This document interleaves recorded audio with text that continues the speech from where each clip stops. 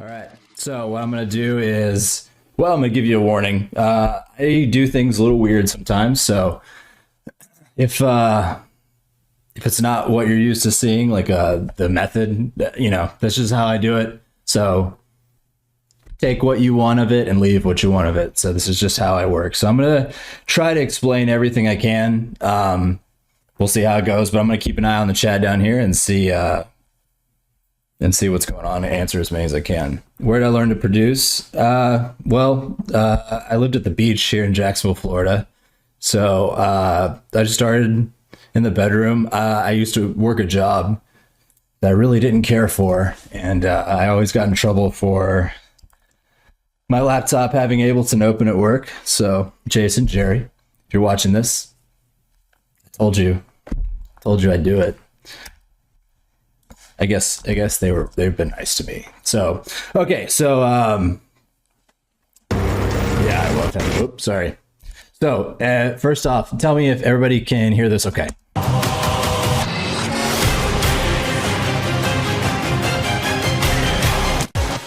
Everybody hear that? Okay. Thanks, guys.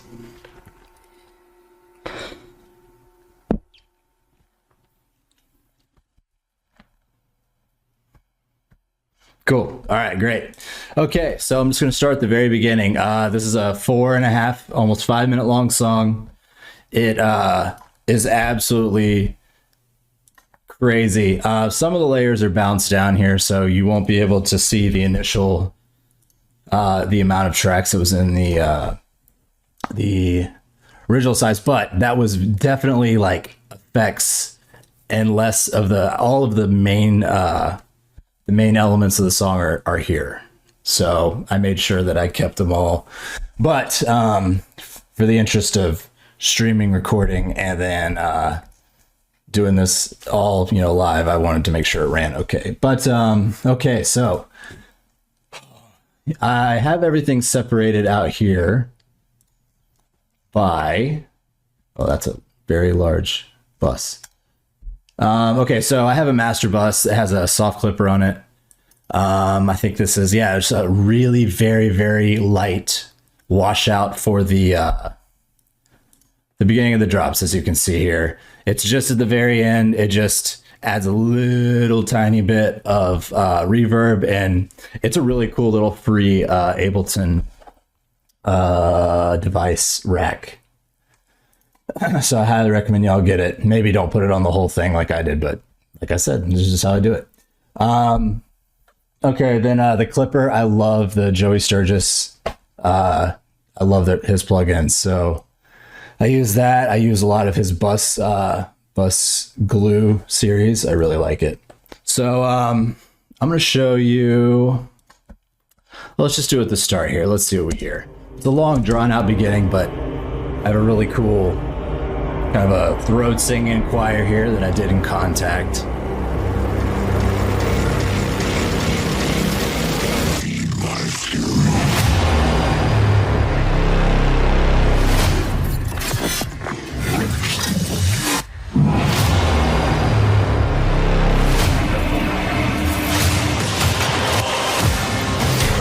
right, I'm gonna pause there and show you kind of what I did there.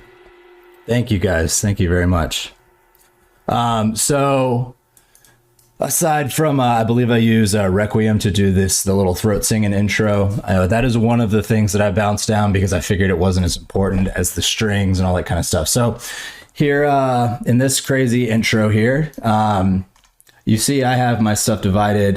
This entire thing is a synth group, but my songs consist of like what I call like the drop portion of the after the build. So it's like but there's like two styles of drop in every song that I do. So there'll be like an initial drop,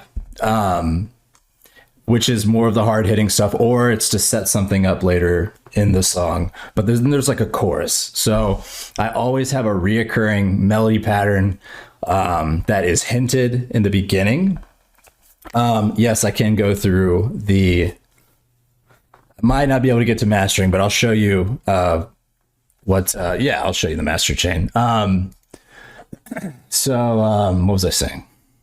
So yeah, so I have a chorus in my song. So I've always been very, very big about making sure that everything is cohesive, and in the sense that it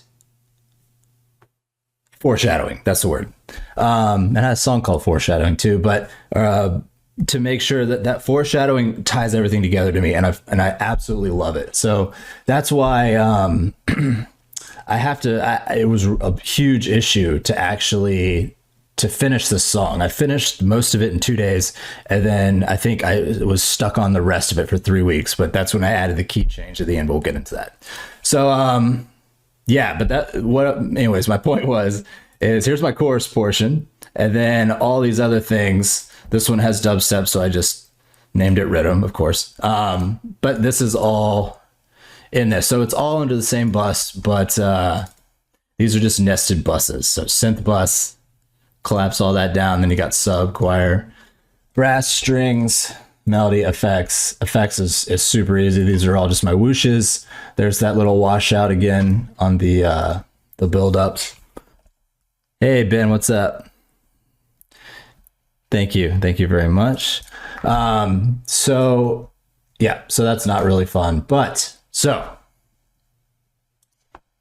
here we go. So this bend, I'm gonna try to show you my favorite things of these. This was a freeze from Kontakt, but I merged it with some trailer brass that I ran through Trash 2, but so that's where that is. And see, what I had to do is, see, these are two Make your music stand out, get more views, and way more engagement. Bring your music to life. Get Music Visualizer in every format, even for social media. Get started today. The link is in the description. Two samples that I just crossfaded into each other, but it wasn't hitting quite right. And you can hear there's this, it's really nice and full towards the end, but the beginning is really lame sounding, but it has a really good bend that I couldn't replicate with any other sound. So I just added this layer on top of it. So the whole thing was nice and full and crispy and all that kind of shit. That was a little puzzle I had to solve there, but those are really cool. I wonder actually if freeze that. Nope, that was for something else. Okay, moving on. Then there's nothing else too cool. Actually, you know what? Hold on. I use granular synthesis with these crazy little metal things here.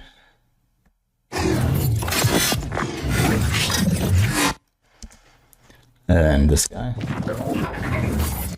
So that's granular synthesis mixed with a couple pieces of a Kontakt library that I found that I really liked that had some of the deep metal noises. I'm not using Dominus for the choir. Did somebody ask that, or did I just imagine that? For some reason, my chat box here is real fucked up at the moment. I'm not sure why that is. Let me see if I can do this.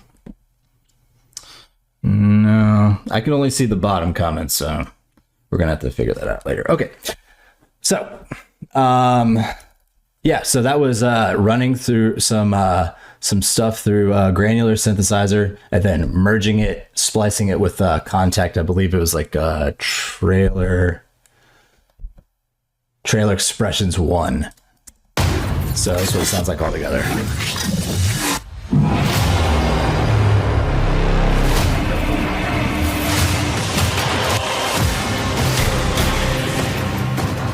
Have some orchestral drums here. And that is Ferrum on Kontakt.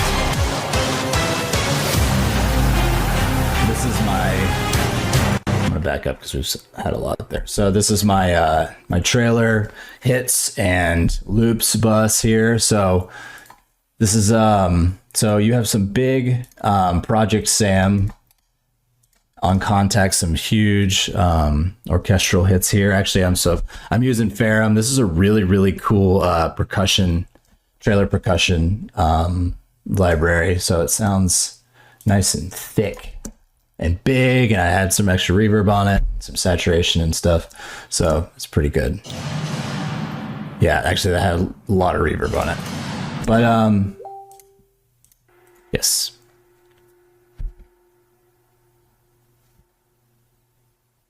No, I'm not looking at my mobile. I have a second screen down here where I'm monitoring everything. I can see it. I'm just saying the page is fucked up. Anyways, let's see. How do I reference Dan? I don't. I shoot in the dark and hope something happens. I really there are some things like I'll listen to a lot of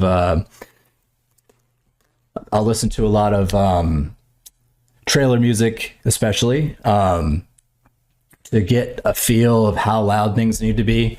But as far as the other stuff, man, it's kind of just, I kind of go off what I like from my old mixes and not so much looking and trying to build on that, not so much looking at other people's stuff.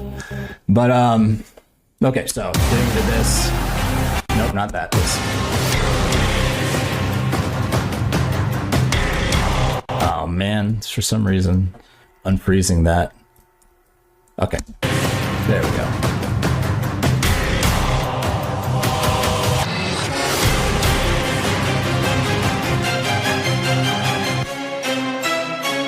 So those are all the strings there.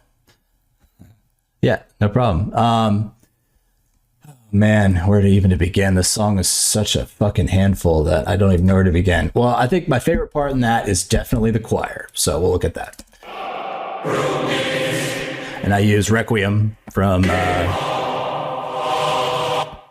AD or audio? But Requiem, it's a really, really cool thing here. Actually, I think I have it here. Yep, Requiem Professional. I really love it. Oh, do I start fresh or lose a template every time? I have my own template that I have my instruments that I use every song. This included, this choir rack is just in my template. But I have like my set things. This is what I do when I mix. And actually when I'm producing, I'll turn on this little master bus here. And then I found this really cool chain that I kind of tweaked. There's some really good YouTube tutorial people. Excellent sound that they does some really, really cool. They just, the YouTube tutorial shit. And then, but they had, I joined their Patreon because like the way they mix their stuff, it was so clear. And I was just wondering how the fuck did they do this? Cause I can't get my shit that clear, but I learned a lot from them. So I use this while I'm, mixing and then when when I'm producing, and then when I mix and export for my master, that goes off. Everything here besides the soft clipper goes off. So yeah, strings, absolutely use MIDI for my strings. I don't use samples because I want them to be, I have this very specific sound that I like. So I want to have full control over those at all times. Do I have encountered phase issues? Yeah, of course. But I mean, I mix in mono before I export, so I can kind of get an idea of what that is. But that being said, going back to my template thing, everything you see here, not necessarily all these return tracks, but the exact kind of, XXX brass. Like if I need a long brass, I'll have a rack already like saved. I have this big old folder of Ableton racks here. All these are things that I use in every song pretty much. And a lot of these, like I made specifically for this song because I had to try so many new things to be able to finish it. Anyways, so I'm getting really sidetracked here. So, but strings, I use Nucleus. Nucleus and I think it's from Audio Imperia. Yeah. Fox, my computer, this is a 10 core Xeon. This is an iMac Pro and it has 128 gigs of RAM. So this project's using a decent little chunk of it. Maybe not though, actually. Nah, it's not too bad.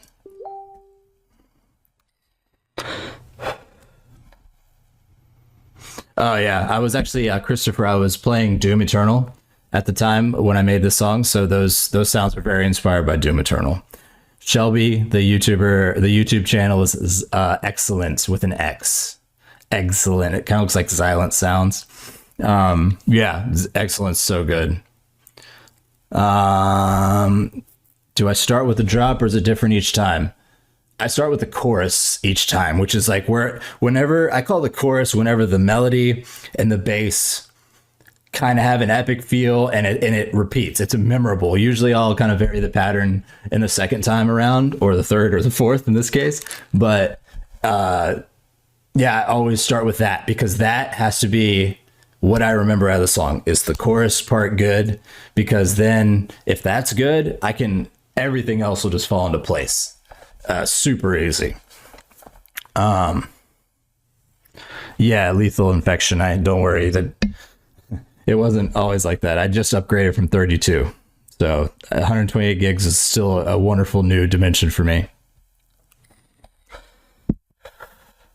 Elliot, when you mix in mono, you really want to be making sure you can hear all of your instruments because, as you know, when things get out of phase or they get to, they get lost and they're just too stereo, they get lost. And so when you're listening to it in mono, if something suddenly magically get buried in the mix, it's probably because they're not in the stereo field properly. So listening in mono basically sandwiches everything together, and the things that were too stereo or just not quite right, they just vanish or you can't hear them very well. So it's basically a really great way to level out your songs. Okay, so I'm gonna keep going through here. So we got the trailer drums and everything. Effects, melody. There's not too much going on in melody here. I got this cool church bell going on throughout the whole thing though.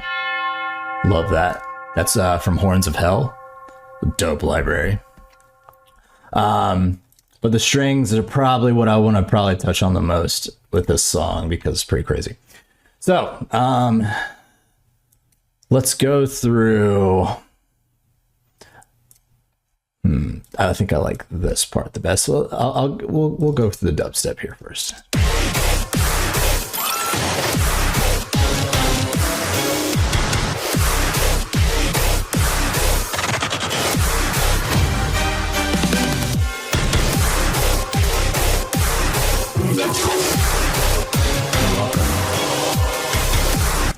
Okay, so because I've never really done dubstep before, it was a little tough to figure out how to get it nice and, to make it feel smooth, but also punchy.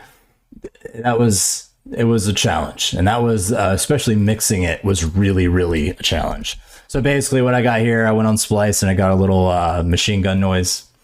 And I detuned it and added some saturation and turned up some transients on it. And then I have this cool, I slightly tweaked a little sample from my friend Caster's sample pack that he will be coming out with soon, which is really cool. He just takes a lot of sounds from his own songs, and it's really, really dope. Yeah, it does. So this is what it sounds like on its own. Actually, let me show you this cool part because I'm really proud of this.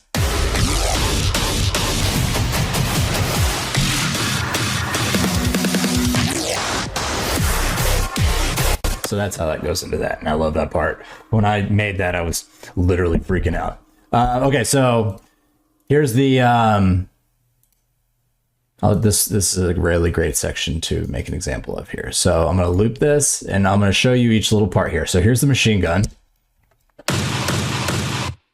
That's what's under it all. And that has, you can see I kind of cut some of the bass out here, the really lows. And then a little more of the bigger highs. This one, I wanted to focus it, so I was narrowing the stereo field. Transient Master, just kicking up the attack on it. And this Neutron, if any of you guys know Neutron, there's some, like if you make a preset that you really like, it can just, if something is lacking a little something, I have like a lot of Exciter presets because I really like their Exciter that I just drop on some things if I feel like it really needs it. But most of all, their sculptor that's in Neutron 3 is just fantastic. It can, what that's doing here, it's cutting some of the mud out of the lower mids, and it really makes it pop. So that's that. Here is the Death Shot by itself. Just one, and then here is one of my favorite sounds in here. That I really like that. But again, you know, those are very layered, because here is what you're hearing mostly on the top. As you can see here, I call them the gees because they sound like gee when you do them. So here are those by themselves. This is what you're hearing most, and I'm really proud of this because I made this sound from scratch and I was so stoked. And that's really, it has like a really heavy low thump on it. So there's 2 layers to that. That's the low C. And then here's the layer on top of that. So either of them on their own don't sound nearly as good as both of them together, but that's stacked on top of this too. And also this. And together you get this.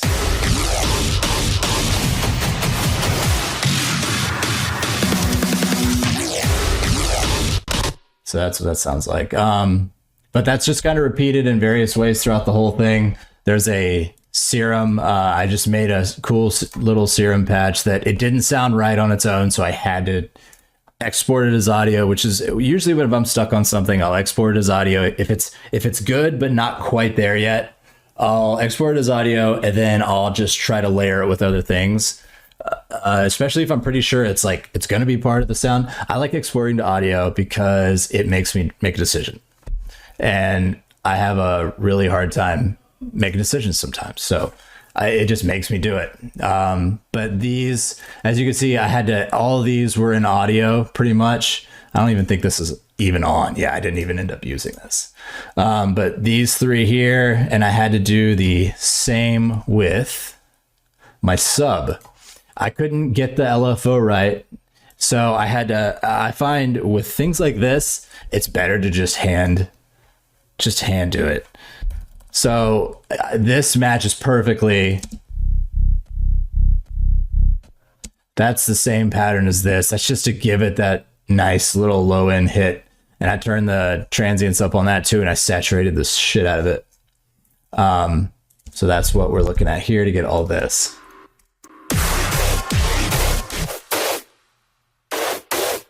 That's that one layer. That I had to stretch out.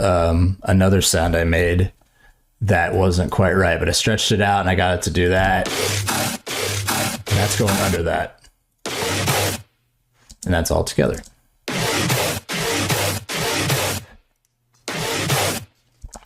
Yep.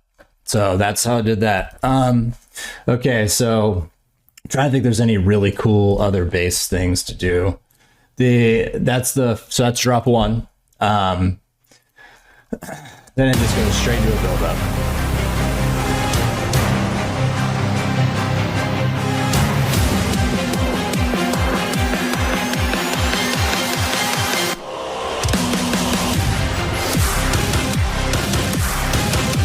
There's that machine gun again.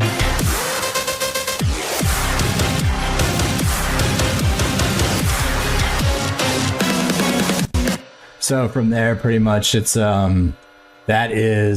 that's what I would call my chorus to this one, and then I do a variation in a different key on the second drop. But let's see.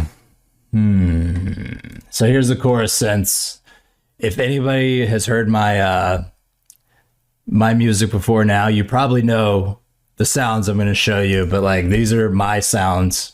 I use them in all my songs. They're like kind of like a, you know, I use them as like the marker of what music I make. And also it accomplishes what I need to do with the music, which I don't want to rely on like real guitars for electronic music, because 1, that's Sullivan King's thing. 2, I don't want it's very hard to get a organic guitar to sound right unless it's just processed the fuck out of it and then EQ'd the shit out of it to get real guitar and beefy fat dubstep electronic drums and basses. Like it's really hard to get it as to get to the point where it needs to be, in my opinion. That's 100% my opinion. You could tell me to fuck off, that's cool, but that's just my opinion. Sullivan King does it well. I don't know many other people that try it, but I don't want to use real guitars in my songs for the most part. I would like it sometimes, but for the most part, I want it to be electronic music that is reminiscent of metal and, organic heavy music rather than it be a mixture, because, that's just my thing. My starting set, remind me to go back at the end of this, because this song is I just want to get through all the other things, and I'm going to focus on the strings because I know that was the hardest thing for me. No, I don't want to use contact guitars. I have some, but I don't. I'm not a huge fan. They sound. I'm a guitar player, and they sound. It's so much easier to just record a guitar rather than and get it right, rather than endlessly fiddling around with velocities, and it just still sounds. Some of it sounds almost real, but there's still an element of real that is missing. Yeah, no, I don't use any guitars at all. I have a song coming out a little bit that does, but no, there's no guitars. It's all that sound you're hearing is what I'm about to show you right now. What's a good tip for a producer in creating epic cinematic landscapes that you do? Start with the melody, because in electronic music, it's a lot less about the melody in heavy music than it is just a straight up and down headbanging rhythm beat. Like, I did include that in this song because I wanted to have a complete showcase of anything that's like possible for me. But I forgot what I was saying. I do that a lot. But yeah, so anyways, but melody first. If you want to do epic cinematic music, get a free, there's so many awesome free strings libraries. For Kontakt, I think Spitfire has some. They have the Labs. Spitfire Labs has some amazing free ones. Like, because if you're doing cinematic music, it doesn't have to be orchestral or that kind of thing, but it probably at some point will be. So that's a great place to start. Is just playing around with some strings. Some of the free libraries work with Kontakt Player, which is free. So that's always a great place to start. If you have Omnisphere, there's some cool string sounds in there. But yeah, Spitfire is really cool. Oh, thank you, Christopher. All right, so chorus. So here's what we're hearing here.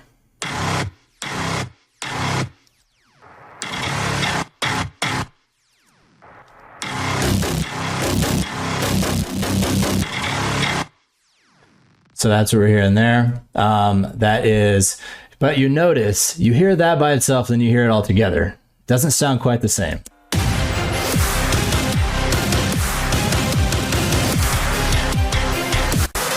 So the reason that is it has anybody who was here for my last class will remember this, but I use a whole ass drum kit here to add kicks to all of those guitar sounds. That's not really guitar. Those have a kick behind it. Anytime there is something that's like a chug of any sort, there's a kick behind it. Whether it be the main kick as here. So here's the real drum kit in that. But here's the main kick and snare.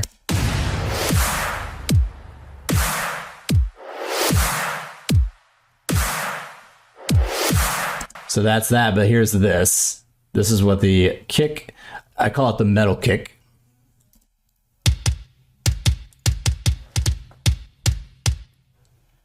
So that you probably can't hear it on your computer. I should probably show you a little little spectrum of what it looks like here. So that's like a whole ass kick. That's a whole kick in itself, but it doesn't hit on the main kick. This is like what plants the rhythm, is this one. So together they make this. Didn't click the right track. Great, cool. So that's what's playing, but oh, thank you. Oh, that's awesome. That's so cool. Maybe I might be able to do that, Alex. Some of them for sure. So, but some of them absolutely not, because those are my things. So that's what's going on here. The kick and the metal kick are going together, but that metal kick is behind all of the synths and the sub. So it sounds like a freaking, let me turn off these strings real quick, actually, because then you'll be able to hear it. Now, there we go.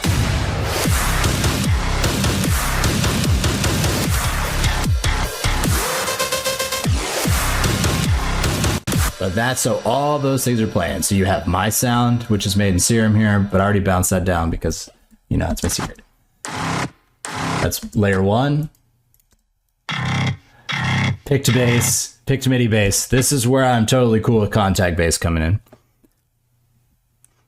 Yeah, the support kicks are sidechained to the main kick, but not only that, they're completely, they don't exist where the kick is. Like, look, see, anywhere these fall, there's no kick. I make sure that it's either this or this. They never fall on the same thing, but as you can see, so there's no, they are still sidechained in case, you know, for whatever reasons, you know, I just feel better by doing it, even though it's pointless. But yes, so it's, I completely eliminate the support kicks. That's a good question. Thank you for asking that. So that's what I do there, but there's also more. Here is a saw. It's a saw. I can show you this. So this is a saw that this is, again, one of these racks that exists over here, my Ableton racks. It's a nice, it's inspired. It's a really nice, warm sound. I did just get, I don't know if I call it Silent or Synth 1. That is my new favorite synth besides Omnisphere. 100%, because that is the warmest, craziest, like, God, it's such an amazing sound. But here's that. It's a very basic lead that I drop down a little lower to kind of just give it another layer, because it just gives it a little more dimension. No, Kyle, they are not sidechained to the guitar chug, the synth chug. Nope. Because I don't want you to hear the, I would rather level them out. I did for a while try to sidechain them together, but the problem is it became either one or the other. I don't want them to duck. I want them to hit at the exact same time. Oh, that's funny. Okay, so there's that. Let's go back here. Re-enable. Cool. So that's second drop. Cool choir going on here. I like this. This is Dominus Choir.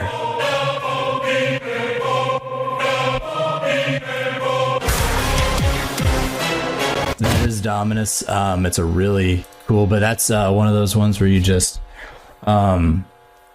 you pick what vowels you want in whatever ordered. No, it's no problem. Oh, thank you. I appreciate that.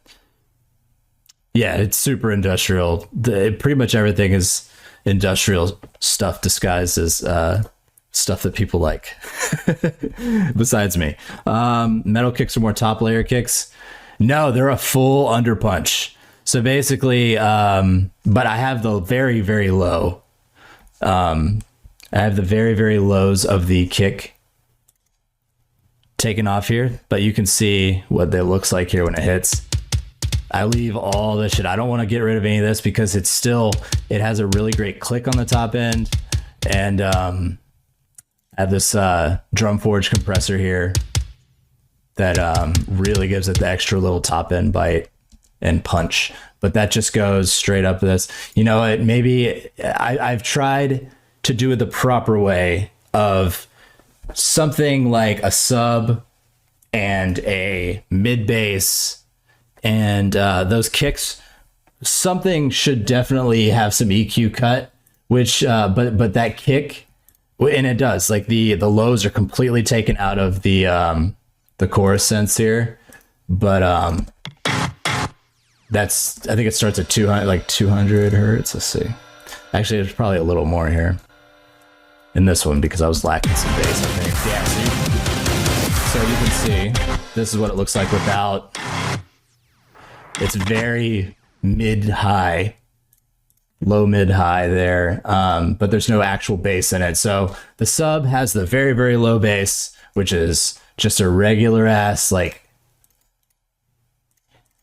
literally serum and kickstart for, I need a kickstart for one of the parts, but literally in it preset, that's it. That's all the sub is, and that's the absolute best sub I've ever been able to have. That's not like an 808 like hip hop style. Like for a regular sub, dude, the init is crazy. It's so easy to use because, and it just sounds so full. I don't have to do anything to it. That's the stupidest thing I've ever said, but I said it. So you have to get over it. Spell the name of the choir is, let me show you. Dominus, Dominus, maybe? Contacts. Yeah. It's gonna let it pop up. So there's what the chorus choir is. Oh, okay.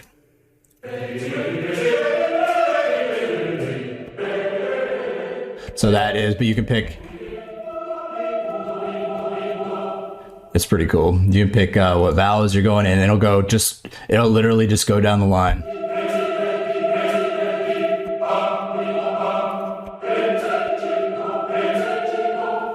So that's what that does. No, this is the first time I've ever used this. Requiem, the one I showed earlier, is the one I use for almost everything. This is the only time this is used in it. Everything else is Requiem from audio or 8DO. I can't even figure it out. I'm just going to call it audio because it's easier. Oh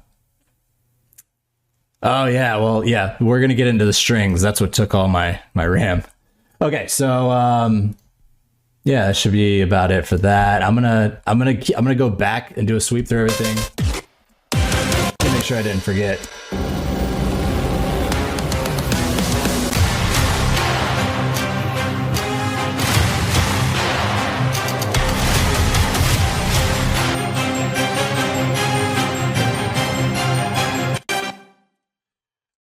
All right, I'm going to play this whole thing, and then I'm going to go into this next section so you can see it all kind of is intertwined. This is where I go from, just full on the floor, just straight to triplets in the song, and it was pretty fun to do.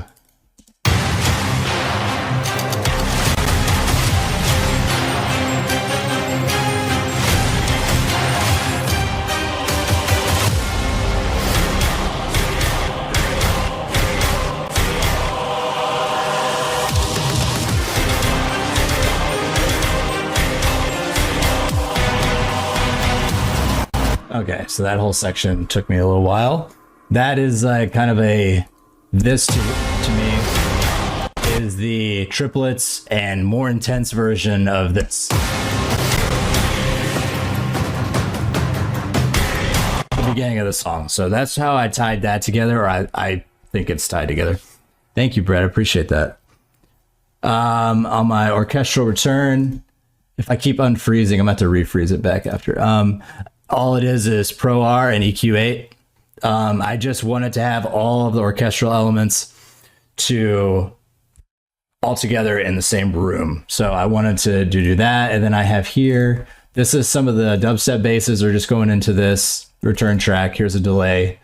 Width is a rectifier. Very, very, it gets fed into like super minimally, but this cool little multiband OTT here, and then an EQ. So all these, this is just a very, very, very widener, for lack of better terms. This, I should do voice acting on the side. That'd be cool. I would do it. But you know, up until recently, I really hated my voice. So that's really nice of you. Thank you. Just made my day. Actually, all of you made my day by being here. What the fuck am I talking about? Seriously, I can't believe I just get to sit here and talk about myself. I never thought I'd be able to do that. Okay.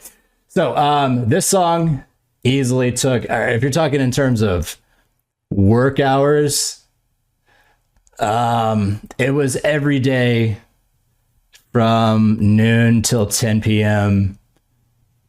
for about 3 weeks. That was to finish it though. Literally everything up until here was done. But then the last half going to the triplets and then the key change, I thought I was losing my mind. But yeah, so I don't know how many hours that is, but it was a lot. A song could take me literally as little as 3 hours if I really get in the groove and it's a simple song or it's a remix. Dan, I do know the hip hop sub and I don't like it. I know a lot of people do. It doesn't work for me. I need my sub to be able to move around pretty fast and I need it to go very low, but not too low to where it's just doing that thing. But like for some reason, that's why I said it sounds stupid, but the Serum preset it just works for me so well. It took me so long to find that, but it did. Less is more sometimes. Oh, that's awesome, Brett. That's so cool. All right, Josh, inspiration. Josh, no, all my songs are this stupidly complex, like stupidly moronically complex, because that's what I like to do. I can't do something simply, like instead of taking a picture or taking a video of me, like saying, hey, I'm going to do this video seminar tomorrow. I'm going to be a Defier. I had to make a whole ass green screen video and take an entire day and a half to edit it because I'm just extra as fuck. I don't know. I'm just extra. And everybody, just so you know, I'm looking down here because this is my second monitor. This is where Ableton is for me. So I'm not staring at my phone or anything. I promise I'm paying attention to y'all. I love y'all. Okay. So, strings. I'm going to go through and show you all the individual things here, kind of. So you got that below. Actually, you know what? I'm going to loop this shit because I'm going to do this a lot. I'm going to show you every layer. I can unfreeze this and I'll freeze it right back. So this is the Action Orchestra from Project Sam's Orchestral Essentials. It's amazing. It has that low piano hit that kind of reminds me of like an old action movie, and I love it. Josh, any tips on not getting burned out on a single track? If you're burned out, move on. Don't work on it. Like, work on something else. You can always, even if worst case scenario, I forgot to stop this. Worst case scenario, you get burned out one track, start something else. I'm doing that right now. I have 3 things I have to finish and I have no inspiration. It's not working for any of them. So I stopped. I just went and am just doing some more piano lessons because I'm learning piano and I'm stoked. Zach, that's awesome. The green screen video got you. Oh, thank you. That's really nice. How do I stay focused to put in those sessions? I'm a fucking maniac and I do nothing else. I don't like going out of my house. I just moved. I love my studio. I have no desire to do anything but make music or something for Swarm. And unless I'm flying on a plane to go play a show, that's all I want to do. And that's just how I am. I'm just obsessive as fuck. I encourage everybody to have a balanced lifestyle. I, for one, cannot have it.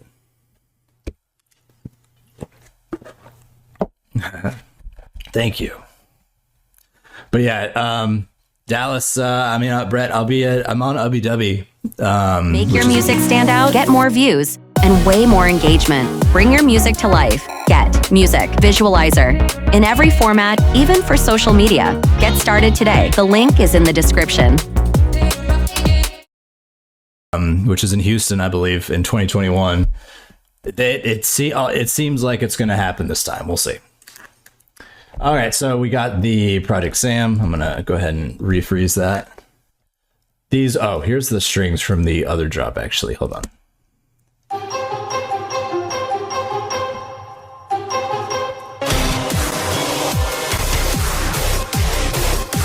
Very subtle nice little twinkle twinkle in the background. I like it.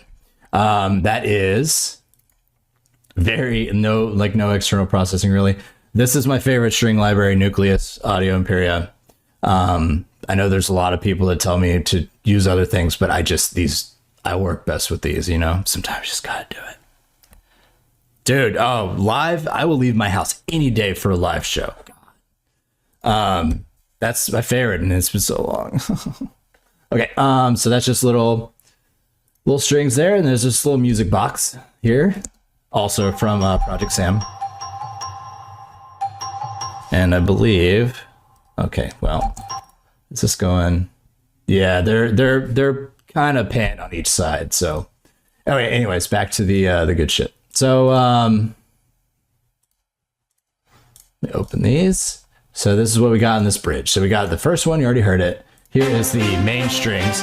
This is actually, I do not know what's going to happen when I unfreeze this, because this is a really large, it's a large chain.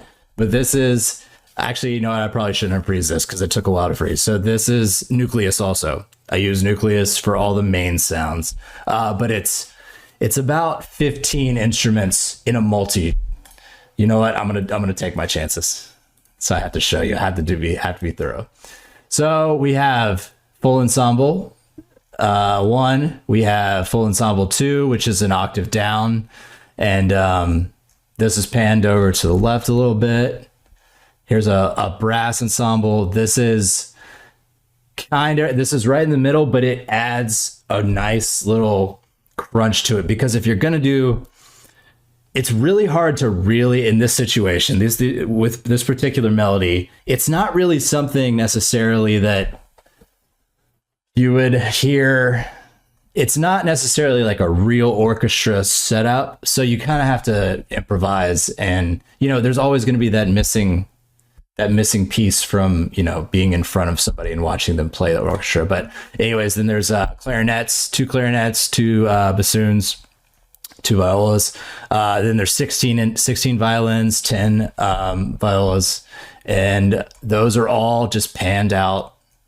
And the clarinets, the woodwinds, are panned out to the right. So that is why you get this. It doesn't necessarily sound like strings, but when it's in the mix, it pops through, and I just call it perfect brassy strings. That's literally what the name of the thing is. Okay. So that is that, but here's how it goes up at the end.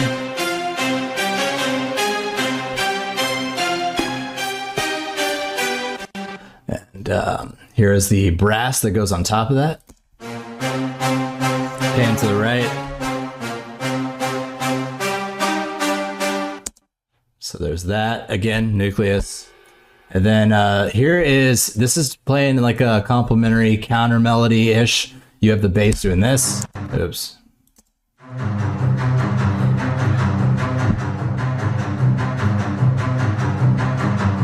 And then on top of it, we got this.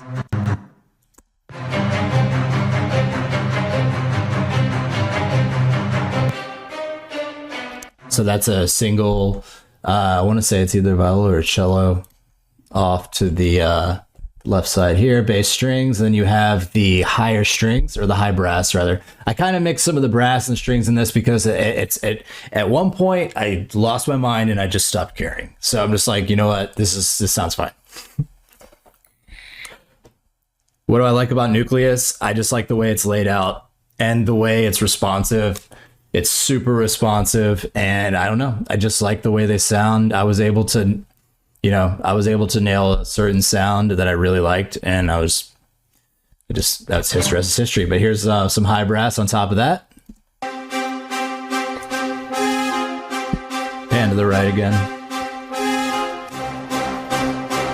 Add some low notes going up. And then, so altogether, this is what we have so far.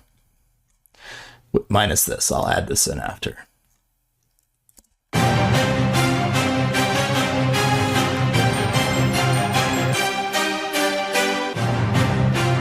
So all together, it sounds like that. And I add these little, I call it the little, I don't know, I just feel like a badass calling them Glocks. The little Glock on top, you know. Blup. I regret saying that. Okay. So yeah, that goes on top.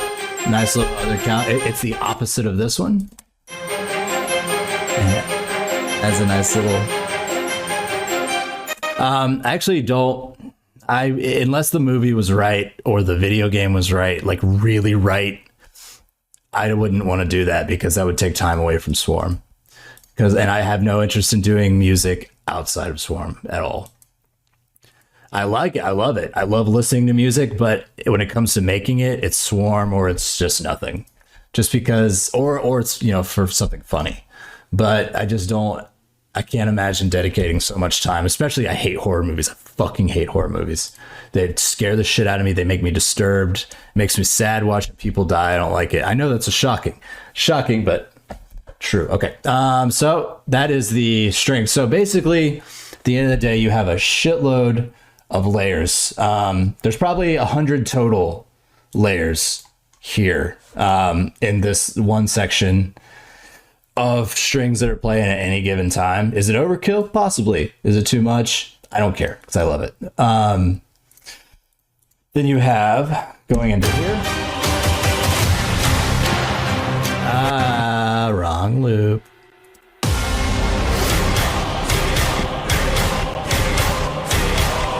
That's almost exclusively my sounds. The trailer hits here. That's Ferrum from earlier. And then the choir, of course, which is Requiem. This is the best choir. This is my favorite choir I've ever done.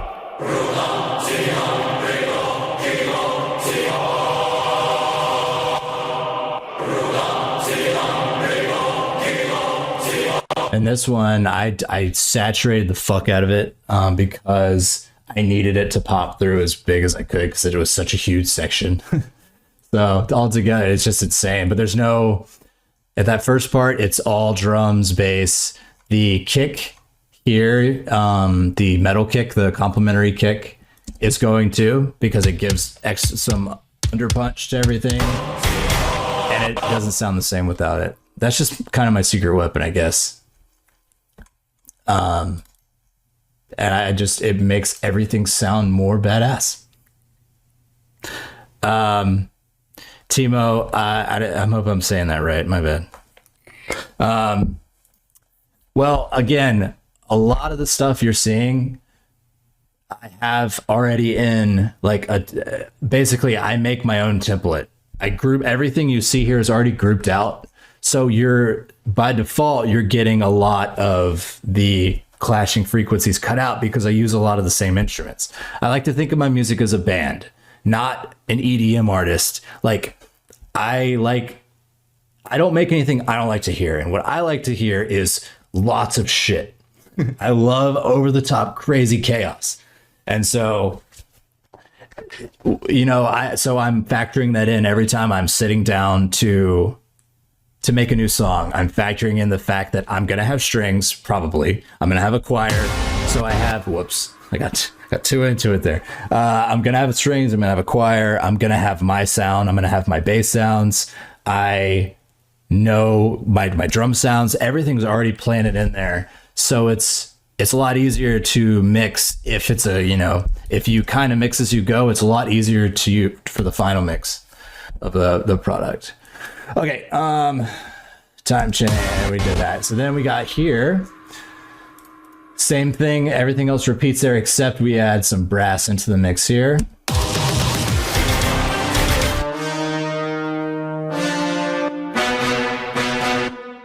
So that's that. And I really like it, added like a nice little epic feel to it.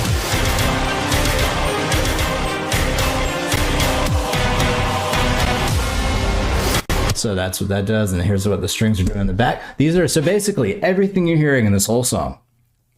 Yeah, no problem, man. I'll show you the group processing, but I'll show you the template more so later. I just want to get through these very specific things. Hey Dave, how's it going, man? How'd you decide my signature Swarm sounds? I knew that I wanted to make it sound like an electronic band. I didn't want it to try to pass off as a real band. I wanted it to be presented as an electronic band. Like, that's why I have the real guitar, or not the real guitar. We already went through that. The real drum sounds like this.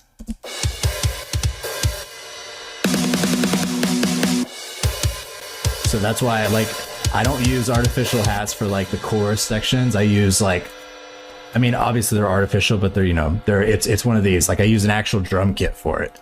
So at the end of the day, what you have together when you have all of these elements together, this is basically the same thing as looking at a band on stage. Like, this is all the drummer here. These are all things a drummer could play.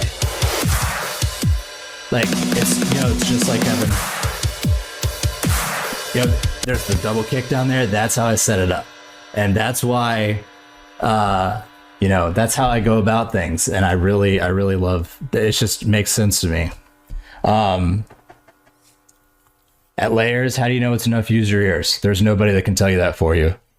Absolutely. One of my goals is to do a live orchestra playing. I want a choir first and foremost, and then strings to do songs with me live. I have a lot of goals for my live show. But yeah, that is 100% one of them. And that was a great question. Thank you. All right. So, second drop here. Let's see what I got. Nice little build up drums.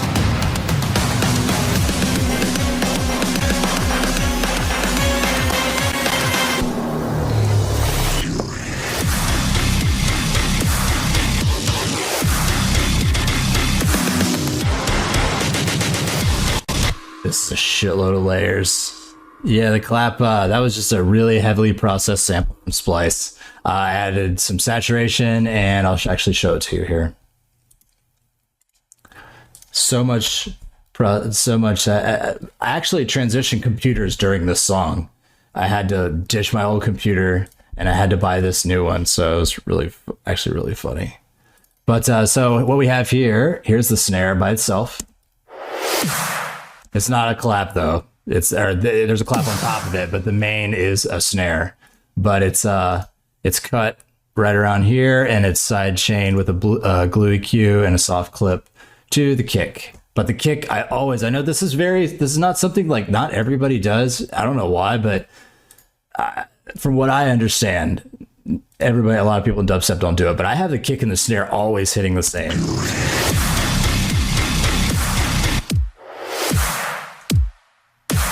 And that's why, like, every snare hits like getting punched in the face.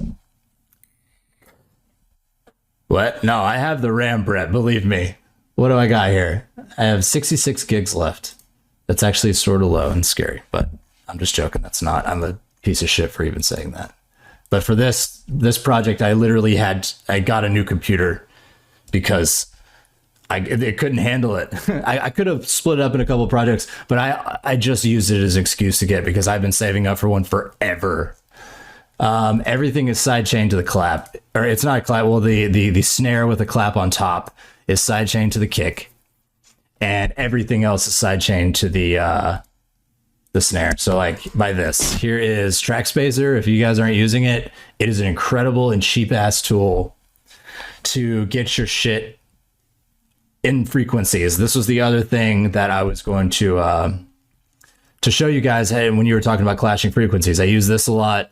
So this is just okay. There's no snare there, so that's a terrible example. Way to go, Brandon. Shit. What did I do? Oh, okay. So you can see the entire section. Actually, I could freeze it. Hold on.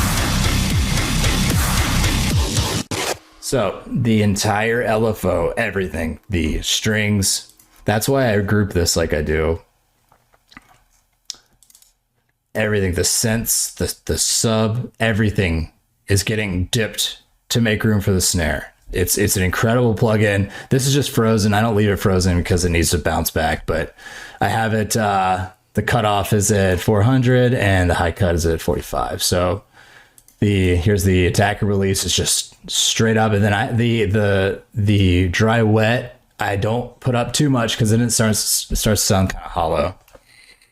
But I also have, so that's the entire bus, and that is, once I did this entire bus grouping, my life became a little bit easier when it comes to that. But I also have this is my made sidechain, and I know y'all are gonna freak out because I don't use LFO tool or whatever, but I don't care. Like, this glue sidechain with a super quick attack and then like a medium release.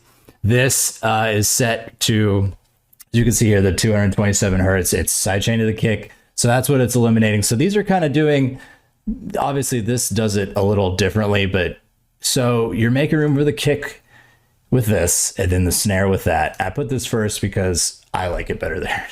And then here, I always have, here is something that I am going to work on in 2021. Here's a great example of how I don't really know what I'm doing. This is literally the preset that I made for myself called Stop Fucking Up. This is a dynamic EQ. I know for a fact that I'm going to have these frequencies are my problem frequencies. So I didn't have it with this one, but these are, I'll show you.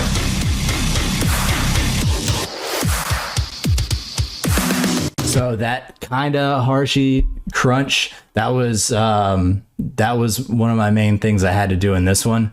But basically, I threw this on the whole LFO and I called it a day because that worked for me. And I tried every other way to cut and carve and to try to make room for everything. But let me tell you, when it gets this crazy, when it gets this like mix of very, very abrasive electronic elements like the dubstep basses and Serum, especially because it's so bright, or obviously you can make it sound better, but it's, for the most part, it sounds like Serum, and I don't like that for the most part. But I put this on it. I found some some narrow frequencies, and I'm just like, you know what? This sounds great to me. At that point, I've been working on it for 3 weeks, and my ears were just like, fuck, what are you doing to me, Brandon? What's wrong with you? Why would you use me in such a terrible way? I thought we were your friends. Why are you abusing your ears? Us your ears. That's what they said to me. So yeah, and you know what? I'm happier with this than anything I did prior. And that was after a break. I took, sometimes I'll take a couple hours or even a day, the rest of the day if I need to, if I feel like my ears aren't right. But yeah, so again, this is not something you should do. But I don't, that's the thing is like, it doesn't matter. I don't care. You use at your own or don't use at your own discretion. But anyways, so I know I'm going to show you how I made this little dubstep bass here, because this shit, I'm talking way more than normal tonight, guys. I'm sorry. I have all my channels running to a pre-master on that channel on Trackspacer.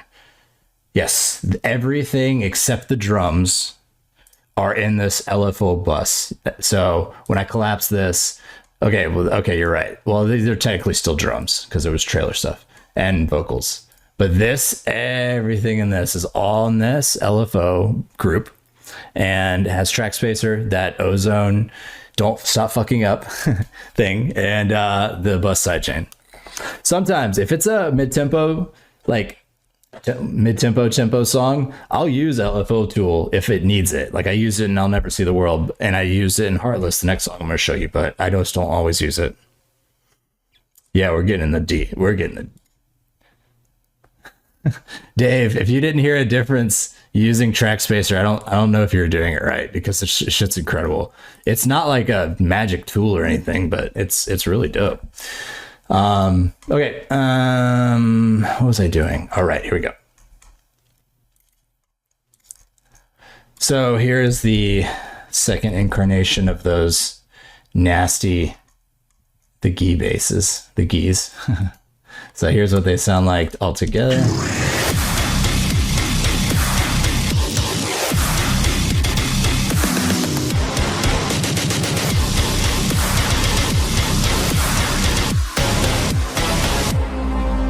Okay.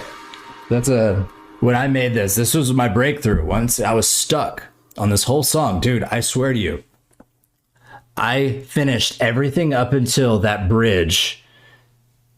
Probably it was a day and a half, maybe like a studio day and a half. Holy shit. And then it took weeks. And I was so mad. I thought I was going to have to gut the song because I wouldn't let up. I'm just like, I went through so many drops, so many different, because I knew I wanted a 4-song drop. And normally I would let myself say, no, just do 3. It's fine. But I tried to let it go at 3, but it wasn't complete. The melodies didn't come full circle. And that's in the end of the day, the melodies have to come full circle or it's not done. That's just how I am. And the key change, once I hit that, when I got the idea for the key change, I'm just like, oh my God, I finally did it. Holy shit. And then I, let myself sleep. Oh yeah, maybe. So I showed you these before. It's the same thing, except I took cuts of this to put over there.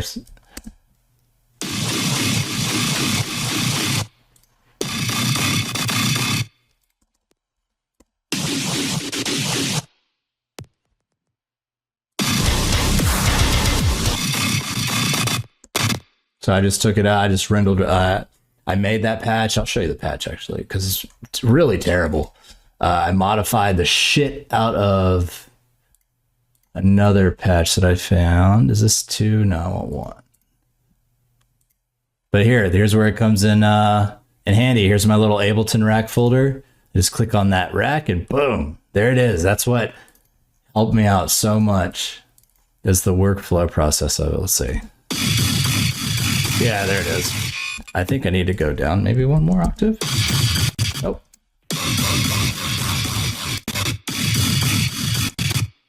So I modified the shit out of another patch, some random thing here. So this is what it's doing here. This is just modulating the white position. It has the sync up. And then here is the level on this.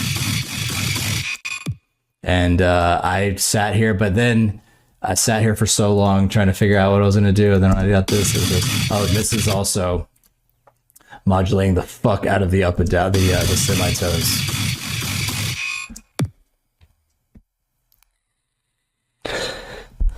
Yeah, I made the hit for this. But then I added a shitload of multi-bands on top of it. I had the Fat Rack from Virtual Riot. At first, I needed to make sure it was tuned properly, and it didn't pop up, so I'm just like, fuck it, whatever. But then the saturator, I was going to put Neutron on it, but I actually need to resave this rack because I don't need it. I remember I just saved it and never updated it and whatever. Jeez, Brandon, how dare you? I know, man, I'm so sorry. I'm really sorry to let you guys down. I fucking left Neutron unactivated in the rack. I'm so sorry. Hit my inhaler. All right. So that, then when you get to here, again, there's the my bass, the picked bass on top of that too.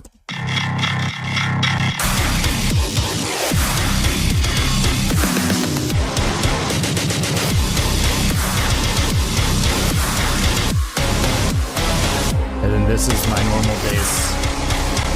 Same thing from the chorus, just in.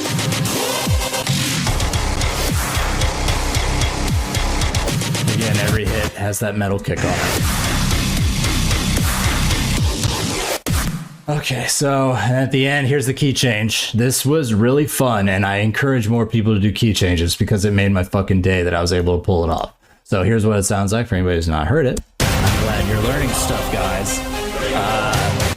I do a lot of processing on top of. Most of these like sounds are made. Like my main sound in particular, it's made with the external processing on it. And no, I'm not showing y'all because that's my thing. I'm just joking, but I'm not joking. I'm sorry.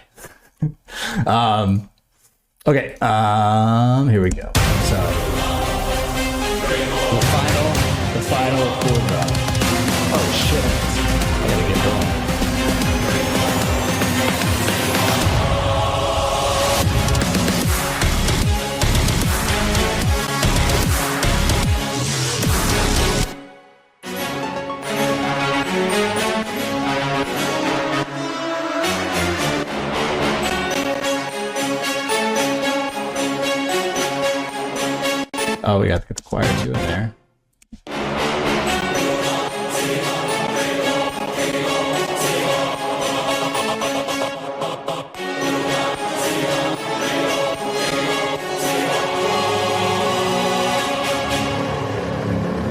yes, I broke the rule of DJing with the end part, because when I'm doing this live, I have to mix out differently now. But I don't care, because the song needed it, and I don't make song for DJs because I don't care. I make it for me to listen to, because I love making music and listening to music, and I make it for people to listen to hey, hello, hi Zach. Oh, that's funny. Like, I make it for people to listen to headphones when they're walking or in the car or in the gym. I don't make it for other DJs to play. I make it for me to play. So I don't care if I have to mix it out differently. And that was a very conscious decision I had to make. But I need to go into the next song. But start asking me some questions before I get to the end of this, if you have any. But I'm going to show you what the brass sounds like individually. Basically, what I learned from this song, from doing this song and failing in so many different things, is I can't just slap a set of strings on it with a melody, with a single note melody. It needed to have depth to it. So I literally went, I want to say it's like Motoka tutorials on YouTube. He's a symphonic, like I guess he scores shit. So he's a composer for just a bunch of different stuff, including himself. But anyways, he emphasized the importance of it. Everything needs to have their own thing in their own lane. So this song was a massive, just basically everything in this song uses the same notes, but in different ways with different instruments. So, well, it's not the hard cutoff. All my songs have a hard cutoff because I don't do that other shit because it's boring. No, but like, it has an extra 3 beats on it because it sounded awesome. So for instance, the brass has got to do something different than the strings, which has to be doing something complementary but different with, the higher and the lower stuff. So it was really horrifically frustrating to learn, because I was humbled as fuck doing it, because I'm just like, I know nothing, but I got the hang of it, kind of. So here's one layer, the main layer, that massive rack of a bunch of strings.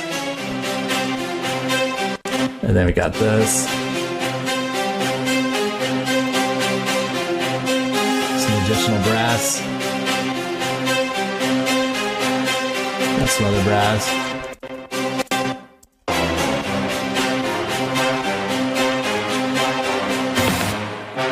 So that's what the brass is doing here.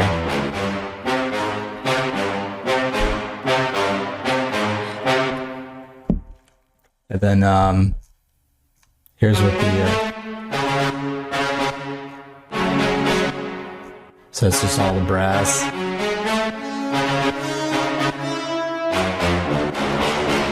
So there's that, and then this is what the strings are doing here. High brass. Little harmony on the edge. So basically, like, I did a lot of inversion things on this. So like, if something was going up and down and it was like, within this, if it worked within the moment, I would do a harmonizing thing that was inverted, and it sounds really cool. Like, together these sound, I was really stoked on this. So here's what, at first they're complementary, then they harmonize. God damn it.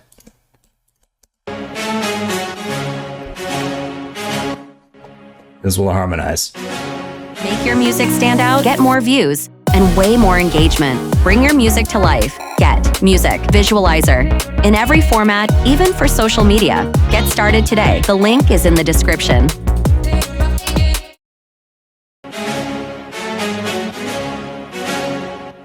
And then on top of that, I took those exact same notes and added this up here, and it added a whole nother dimension to it. So like, those little things are what I'm trying to drive home to you. Yes, Mukala, yeah. He's amazing. I love him.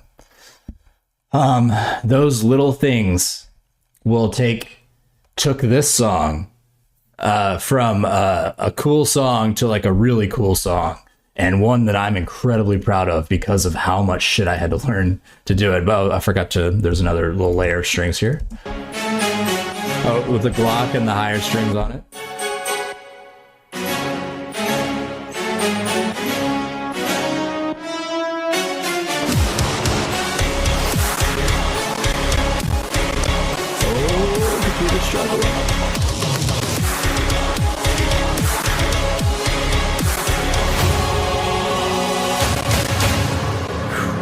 Man, dude, even this computer's struggling with all these open. I should have fucking refroze them. Oh well. But here's the choir, so you can see here those long notes.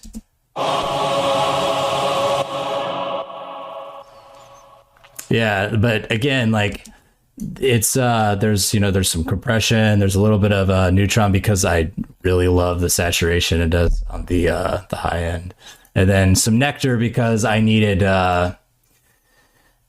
something wasn't right with the choir, so I just fucking threw everything I could on it, and no, most of the case most times you probably shouldn't do that because a lot of times less is more, like for real. But in the case of this song, I obviously don't care. Actually, I do. I need to get better about not putting so much shit in, but like it works. And honestly, if it works and I'm happy with it, at the end of the day, that's all I care about. So, but that's pretty much Fury. The drum fills, I kind of went through those, but like I used for the builds. I use the Perfect Drums kit for that. Let's see. Oh wait, here's a cool. Ben, it was the one I just had up on the screen. It was Requiem by Audio.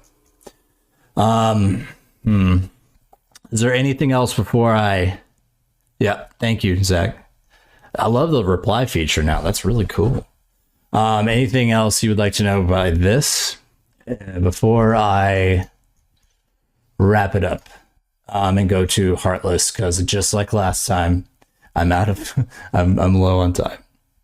Do you use Mix Assistant on Neutron? I don't use Mix Assistant. Every time I use it, it sounds like dog shit. It's not that bad. That's an exaggeration, but I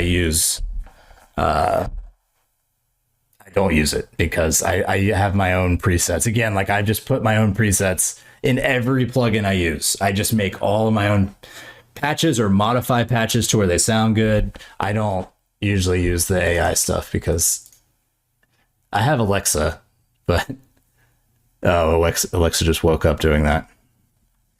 Hey Alexa, turn my lights red. Okay. Thank you. That's about as robot-y I can get. The lesson. Oh, shit. Okay. Tyler, I'm going to do in order. Actually, you know what? While I do this, so I know somebody actually asked about groups. This main group is the main grouping. I leave that on there, but this has another track spacer that is, this time, sidechain to the kick. But I have that on most, the last chain, that or a soft clipper on the last chain of most everything for the most part. This sculptor, again, this is another rack that I use. I needed this remove mud because for some reason I was having trouble. The Neutron sculptor is amazing. I love it. But, here's all my EQ shit. I have this already ready to go. That's already dropped on. That's my choir mix Ableton rack. And yeah, there's an imager, everything. There's also, that's how I was able, I have a little bit of kind of like a head start when it comes into going Alexa, turn my lights blue. I don't like this red. This red makes me washed out. Did you disobey me, Alexa? Alexa, turn my lights blue. Okay. Thank you. Sweetheart. Yeah. Wait, what's gross? What's my background? Actually, let me go ahead and throw this to let me put this on Heartless real quick. I know that I'm missing a couple plugins from Heartless, but so that's Fury. There's a shitload of, I wish, man, an hour and a half goes by so quick. That's insane. Everything has its own dedicated like return, but I do feed a lot of the individual elements into the regular return, which is just reverb and sidechain, and then like an EQ that cuts out the lows on it. Thank you for the compliment. The background musically, I used to be in a band about 10 years ago. I played guitar in a Christian metal band. That was where I never touched music before that, but I stopped a couple years after until into 2017, where I started to make music and Swarm was born. That was That's about all I could. That's about all the music experience I had. I can't read music. I'm trying, as you can see by Twinkle Twinkle Little Star. And you don't think I'm joking? I'm serious. It's Twinkle Twinkle Little Star.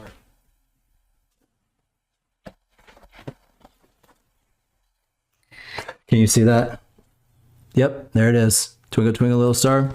Trying to learn how to read music. Start somewhere.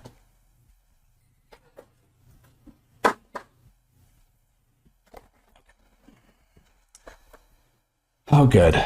Okay, so Heartless. Let's see.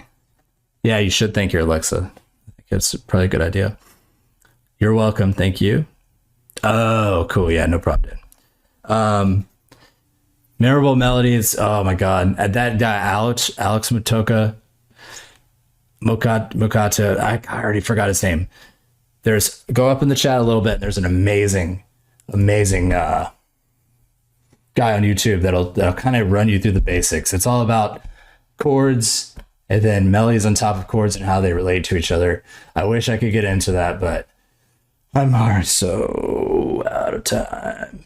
Okay, so this is everything else is the same as this. As you can see, the grouping is similar. There is a master group. There's just instead of the two other little buses at the bottom, this is all the vocals are not in this master group. Everything else is the same. I'll show you the gist of this one. This is two kicks stacked on top of each other. This is a cool reverse kick that I found in a pack, which sounds like this on its own. Nice and thumpy. Then it has a cashmere kick, of course, stacked on top of it, because you know what? This is actually the first cashmere sample I've ever used, I swear to God, but it's just the top end because it's, here, I'll show you. I like that little thump on it. So that's what the kick is doing there. Reverse basses. There's a high and low. I separated, I duplicated the channel, put the low in mono, and I boosted some of the bass frequencies, or I boosted some of the highs. You can see, like I put a lot of, here's the difference. You can't really hear it, but it's there. Hold on. I have to show you this. So there's just a lot of high end, but together, well, motherfucker. Here.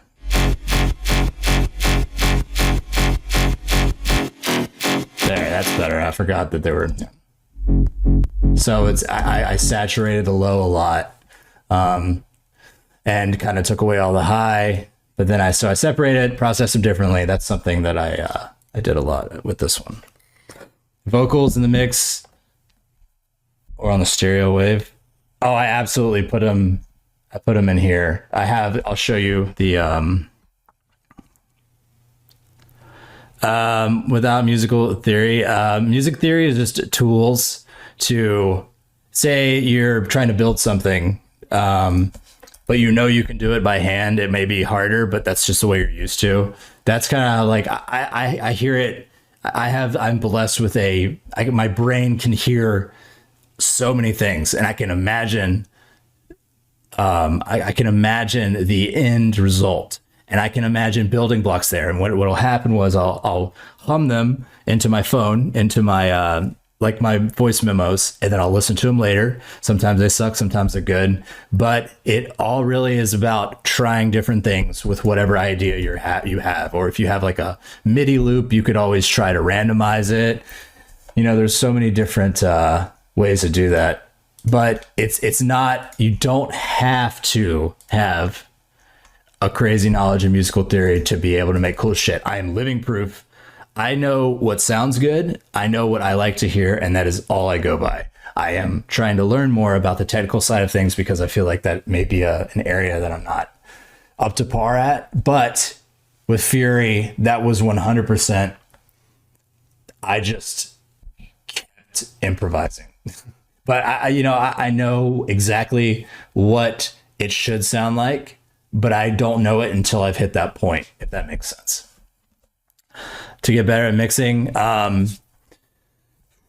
let me get through this real quick, and I'll do. Let me show you. I know some of y'all were talking about the vocals, and I think that's probably the most standout thing here. But you can see here there is a few layers of her vocals, and shout out Danny King, she's fucking badass. So here are, but you can see that a lot of them are in, the harmonies are mono. Here is the effects. These are all the reverb. So all the vocals are separated between, thanks to Danny, separated between effects and raw. So here are the, as you can see.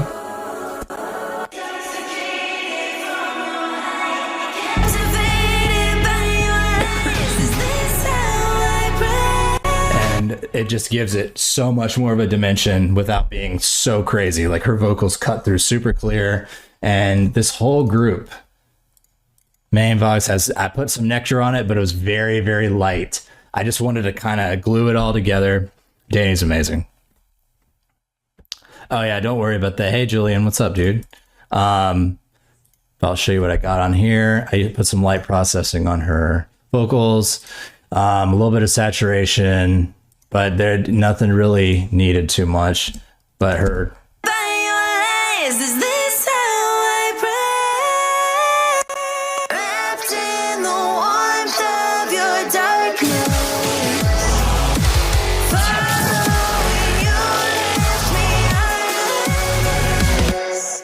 So one thing I should add that's going down there is I used Vocal Synth.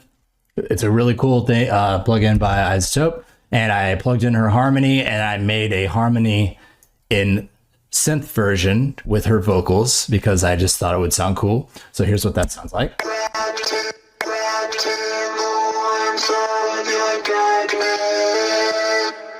This is what it sounds like together.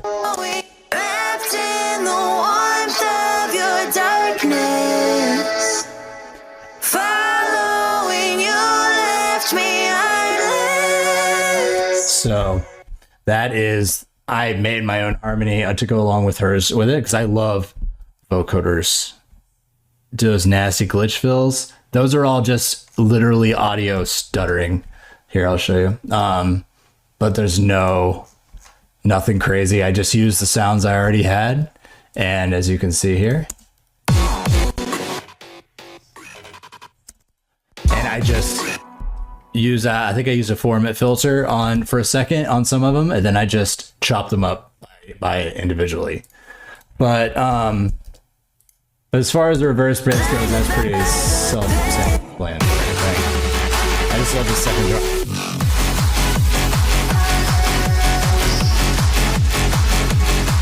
I use Sylenth or Sylenth 1 for the cool hard styles kind of leads. Serum was one of them that I did.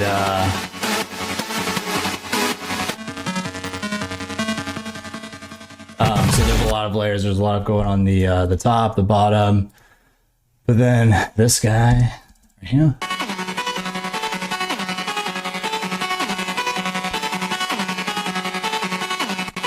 So a lot going on in that. So that's, but yeah, so I made my own little thing, and I actually ended up featuring this little vocoder guy because right here.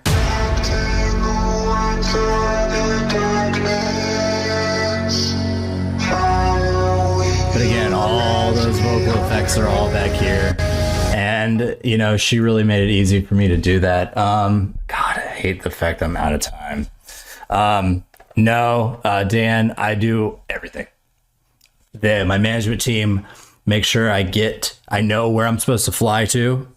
And if it is a legal thing, they will help it. Everything else, 100% me. I make the music. I find the people. I don't do songs with anybody I'm not a friend with because I don't want to do a song with a piece of shit and not know it. I want good people because I like nice people.